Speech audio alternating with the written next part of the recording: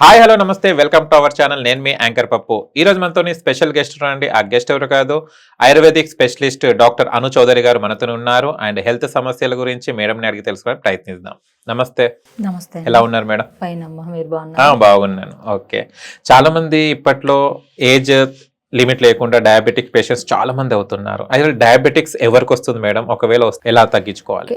Diabetic అనేది ఇది ఒక డిసీజ్ ఏం కాదండి. దీనికి చాలా మంది భయపడిపోతున్నారు.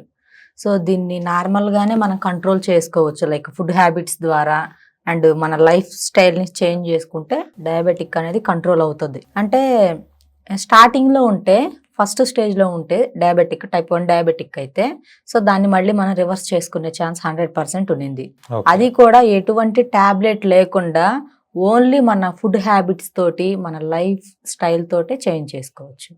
సో ఫస్ట్ ఇది ఎందుకు వస్తుందో మనం మాట్లాడుకుంటే, లైక్ మన WHO లెక్కల ప్రకారం 70% డయాబెటిక్ కేసెస్ అనేవి స్ట్రెస్ వల్ల అండ్ లైక్ ఓవర్గా స్వీట్స్ తినడం వల్ల ఇవి ఎక్కువ వస్తుంది.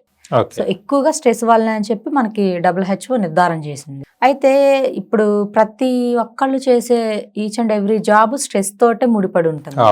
సో ఆ స్ట్రెస్ లేకుండా నార్మల్ గా చేసుకునే పీపుల్స్ చాలా తక్కువ ఉన్నారు.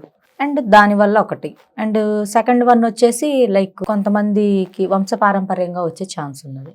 అండ్ థర్డ్ వన్ వచ్చేసి ఫుడ్ తీసుకోవడం, లైక్ హెవీగా స్వీట్స్ తీసుకోవడం అండ్ ఎర్లీ మార్నింగ్ లేవగానే హెవీ స్వీట్ తినడం, ఇలా చేస్తూ ఉంటారు.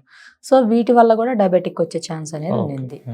సో అయితే డయాబెటిక్ స్వీట్స్ తిన్నా కూడా దానికి తగ్గట్టు మళ్ళీ మనం స్వీట్కి ఆపోజిట్ ఏంటి మనకి, లైక్ చేదు, వగరు అండ్ కారం, ఈ మూడు కూడా తినాలి.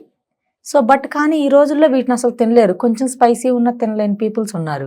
అండ్ వగరు, చేదు అంటే అసలు తెలియని వాళ్ళు కూడా ఉన్నారు ఈ రోజుల్లో. సో ఇవన్నీ కూడా మన బాడీకి ఇస్తే, సో ఇంకా పీపుల్స్కి ఉండే ఈ బిగ్ మిస్టేక్ ఏంటంటే, మనకి నాలుకకి నచ్చినవే వాళ్ళు తింటున్నారు. బట్ కానీ అన్ని ఐటమ్స్ టేస్ట్ చేయట్లేదు వీళ్ళు.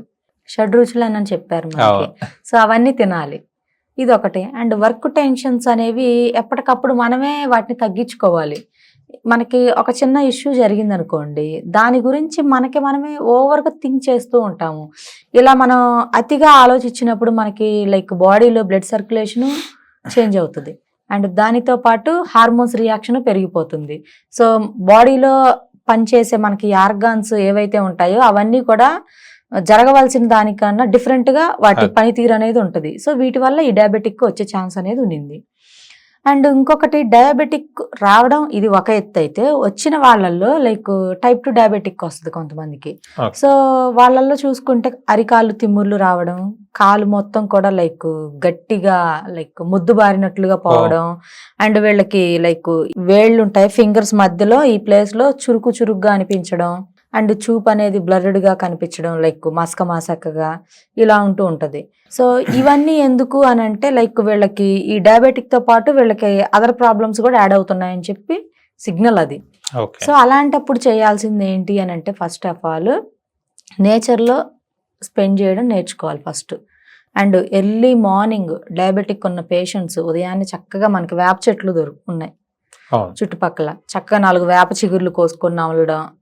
అండ్ దాంతో పాటు మెంతులు ఉంటాయి మనకి కిచెన్లోనే, డైలీ 1 స్పూన్ మెంతులు నమలడం, లేదంటే మెంతుల పొడిని డికాషన్లో పెట్టుకొని తాగడం. సో అండ్ జామా చెట్టు ఉంటుంది, గోవా ట్రీ, సో 4 జామాకులు నమలడం. సో ఇలాంటివి న్యాచురల్గా దొరికేవి డైలీ తీసుకుంటూ ఉంటే మనకి ఎప్పుడైతే బ్లడ్లో ఉన్న గ్లూకోజ్ని చంపే ఆయుధం ఏది అంటే చేదు, వగరు. ఈ రెండింటిని గినక మనం ఎర్లీ మార్నింగ్ పరగడుపుని గినక మన బాడీకి ఇచ్చామనుకోండి, ఖచ్చితంగా డయాబెటిక్ అనేది రివర్స్ అవుతుంది. సో దానికి భయపడాల్సిన పని అయితే లేదు. ఓకే.